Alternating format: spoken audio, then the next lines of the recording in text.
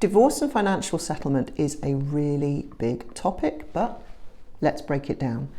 Divorce is, think of it as on one train track. It's a whole process that you do online and it's quite easy. There's a court fee, it's £612. If you're on a low income, universal credit to some levels depending, you will get a remission from that fee. So potentially it could be free, and honestly the website couldn't be easier.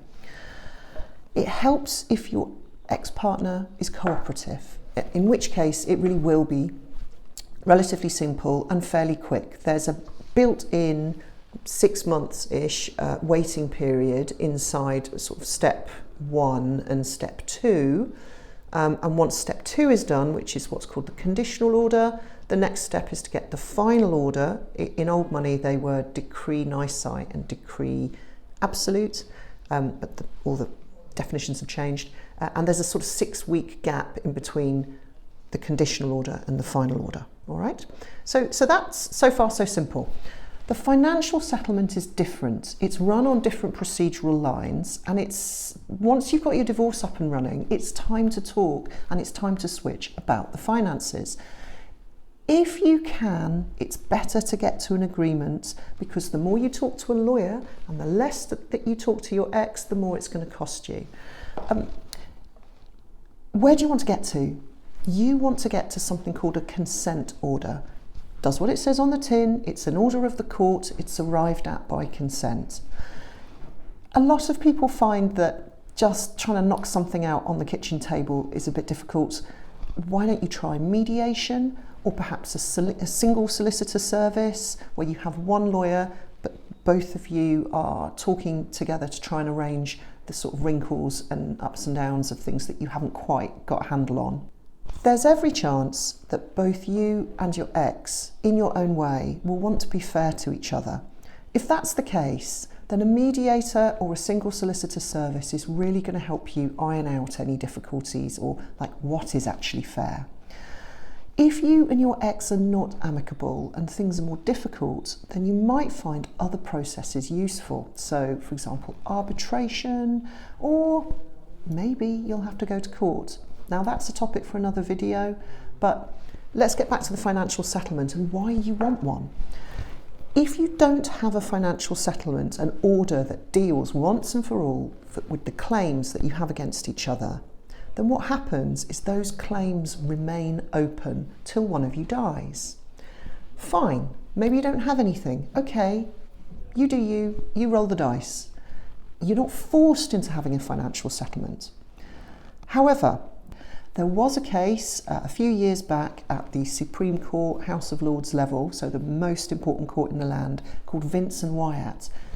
In the 90s, Vince and Wyatt get married. It's, rave culture, everybody's a bit skew-whiffy, there's a child, but then they fall out and they get divorced shortly after getting together and getting married. Many years pass. Vince is actually Dale Vince, the head of Ecotricity. So he's making a lot of money, and his ex, Miss Wyatt, comes along and says, we didn't sort our financial claims out. I want to claim against you. So she did. Net result, it travels all the way through the UK court system and she wins her case. She gets a significant amount of money. Yes, it's tempered by the fact that this money wasn't money generated by both of them. It wasn't a 50-50, it's not what she wanted, but it did account for the fact that she'd spent many years bringing up their child alone. Now, that's an extreme example, but it is much better for you to get to a fair split of the assets while you're still in thinking about sorting this out mode than to let things drift, because the more they drift, the more complicated they get, because people move on with their lives. So get it sorted now. I know it's a horrible thing to have to do, and if talking to your ex is difficult, it's a good idea to have a solicitor kind of in the background helping you with some sort of strategic aims and objectives. You want to get to the consent order. It's likely that quite quickly you'll agree 80% of the problem, and you'll just be left to kind of nibble away at the final 20% of the problem. Break it down in your head, go step by step. Remember, you can't have a financial settlement, a consent order, without a divorce being up and running and having got to the conditional order stage. So you do need a divorce if you're going to do your financial settlement, and you can't do them kind of a standalone financial settlement and stay married. But broadly, this is all very doable.